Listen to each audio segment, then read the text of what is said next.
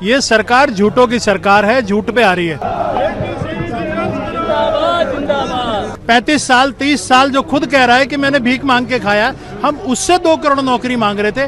4 labour code जो बना रहे मजदूरों को गुलाम बनाने के लिए, उसका हम विरोध कर रहे हैं। जो कहते हैं ना, हाथी के दांत दिखाने के और खाने के और, वैसे इनकी बात कहने की कुछ और है और लागू करने की कुछ और है। जो ये ढूंढना चाहते हैं वो ये ढूंढ लेते हैं, और जो ये नहीं ढूंढना चाहते उसको ये लाग लपेट करते रहते हैं। ये इस सरकार की नीयत है।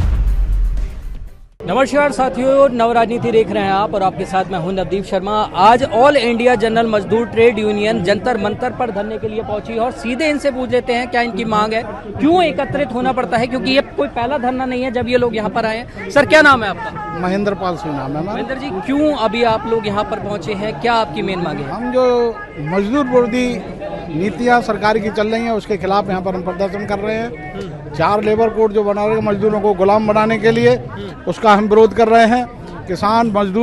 किसानों के खिलाफ जो कार्रवाइयाँ चल रही हैं, मजदूरों के खिलाफ कार्रवाई जो है, इसके तमाम मुद्दे हैं जिनको लेकर के हम यहाँ पर आए हुए हैं। जी, क्या कहेंगे सर? अभी जो ये चीज़ें हैं बार बार ऐसी निकल कर सामने आती हैं, जहाँ पे ट्रेड की जाती है, ट्रेड की चीज़ें हो रही हैं, दूसरे देशों से ट्रेड भी हो रही है, इसमें भी एक बड़ी चीज़ें आई हैं, उसमें हित होता हुआ देश का तो कहीं दिखाई नहीं दे रहा है। देश का ही हित है, क्योंकि देश के नागरिक सिर्फ अडानी और अंबानी है, इसीलिए इसमें देश का ही हित है। और जिस नारे के साथ वो आए थे, सबका साथ सबका विकास, तो वो सब में वही 2 को गिनते हैं हमारे मोदी जी। ये सरकार झूठों की सरकार है, झूठ पे आ रही है। और सबसे बड़ी गलती हमारी थी कि जो आदमी खुद कह रहा है कि मैंने 15 साल भीख मांग के खाया, हम उससे 2 करोड़ नौकरी मांग रहे थे।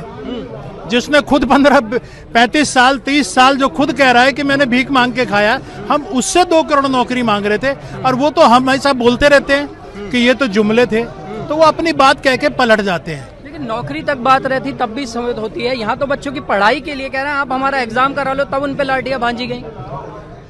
सबसे बड़े दुर्भाग्य की बात जो आई, वो आज जिसको हम कह रहे हैं जेन अल्फा, वो बच्चे क्या मांग रहे हैं? वो तो नौकरी भी नहीं मांग रहे, वो तो कह रहे हैं पीने का पानी दे दो, टॉयलेट की जगह दे दो, छत थोड़ी सी पक्की कर दो, क्योंकि डर लगता है पता नहीं कब गिर जाएगी।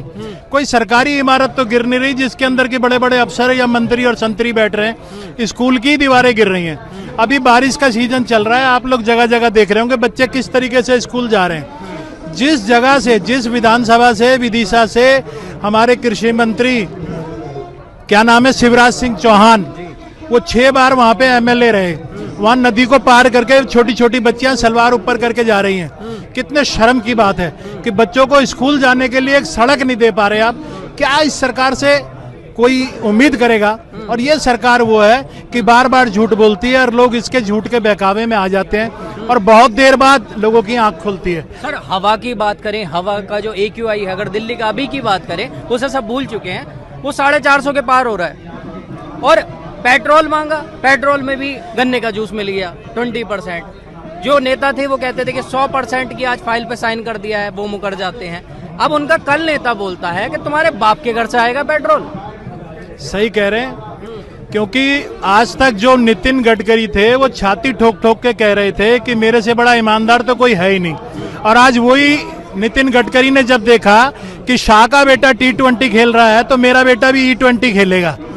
ये उस तरीके से है कि अपने बच्चे विदेश में पढ़ाओ, विदेश से पढ़ के देश में आए और देश को आके उनके बच्चे लूटें।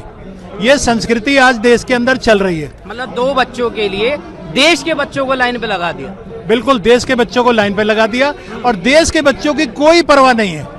देश के बच्चों के लिए कुछ नहीं है।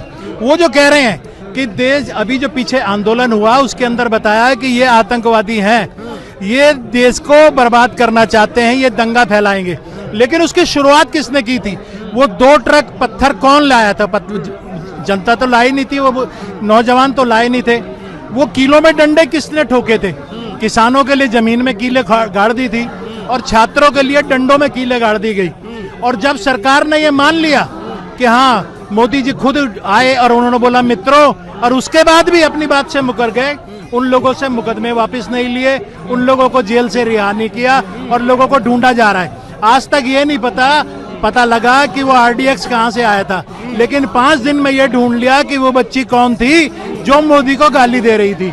ये इस तरीके की सरकार है। जो ये ढूंढना चाहते हैं वो ये ढूंढ लेते हैं, और जो ये नहीं ढूंढना चाहते हैं उसको ये लाग लपेट करते रहते हैं। ये इस सरकार की नीयत है। धन्यवाद। लेकिन लोगों के जो कयास लगाए जा रहे थे उस पर पूरी खरी उतरी है। लोगों ने कयास लगाए थे कि अब ये चीजें होंगी, वो भी हुई। अब ये छात्र जिन्होंने नौकरी मांगी, पढ़ने का अधिकार मांगा, बाबा साहब की बात आज कहीं ना कहीं सच हो रही है कि आपको सब कुछ देंगे शिक्षा के सिवा।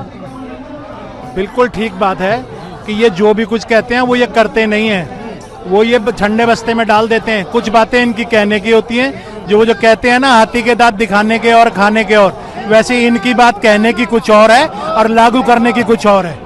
क्योंकि आपने सुना ये वो लोग हैं जिनका साफ तौर पर कहना है कि ये जो चीजें हो रही हैं कहीं ना कहीं देश के लिए प्रिय नहीं है। कर्णप्रिय जरूर हो सकती हैं, वो भी उन लोगों के लिए जिनके हित की हैं, वरना 90% लोग अब इससे कहीं ना कहीं सफर कर रहे हैं। आपकी क्या इस पर राय है हमें कमेंट करके जरूर बताएं। नव राजनीति के लिए नवदीप शर्मा की रिपोर्ट, दिल्ली।